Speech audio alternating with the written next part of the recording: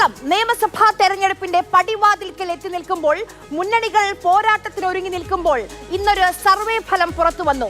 ദേശീയ മാധ്യമമായ NDTV vote വൈബുമായി സഹകരിച്ച് പുറത്തുവിട്ട സർവേയിൽ കേരളത്തിന്റെ അടുത്ത മുഖ്യമന്ത്രിയാകാൻ പിണറായി വിജയനേക്കാൾ ജനപിന്തുണ പ്രതിപക്ഷ നേതാവ് VD സതീശനാണ്.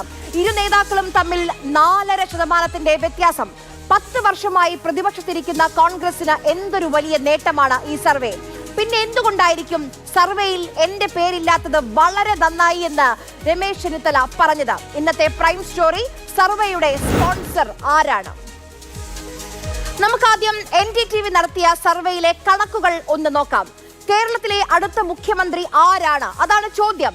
കോൺഗ്രസിൽ നിന്ന് 2 പേരുണ്ട് പട്ടികയിൽ. ഒന്ന് പ്രതിപക്ഷ നേതാവ് VD സതീശൻ, 2 തിരുവനന്തപുരം MP ശശി തരൂർ. BJPയിൽ നിന്ന് ഒരൊറ്റ പേര്, രാജീവ് ചന്ദ്രശേഖർ മാത്രം. ഇടതുപക്ഷത്തിൽ നിന്നും 2 പേരുണ്ട്. നിലവിലെ മുഖ്യമന്ത്രി പിണറായി വിജയൻ, മുൻ ആരോഗ്യമന്ത്രി KK ശൈലജ. ഇനി നമ്മൾ കണക്കുകളിലേക്ക് പോവുകയാണ്. എങ്ങനെയാണ് ഓരോ നേതാക്കൾക്കും കിട്ടിയ കണക്കുകളിലേക്ക് പോവുകയാണ്. VD സതീശന് നോക്കൂതാ കിട്ടിയിരിക്കുന്നത് 22.4%. പിണറായി വിജയന് കിട്ടിയത് 18%. ശൈലജ ടീച്ചർക്ക് ലഭിച്ചത് 16.9%. രാജീവ് ചന്ദ്രശേഖറിന് കിട്ടിയത് 14.7%. ശശി തരൂരിലേക്ക് വന്നാൽ 9.8%. ഇതാണ് കണക്കുകൾ. NDTV പുറത്തുവിട്ട സർവേ അനുസരിച്ച് ഇതാണ് കണക്കുകൾ. അടുത്ത മുഖ്യമന്ത്രി ആര് എന്നുള്ളതിന്റെ ഒരു ജനമനസ്സാണ് അവർ പറയുന്നത്.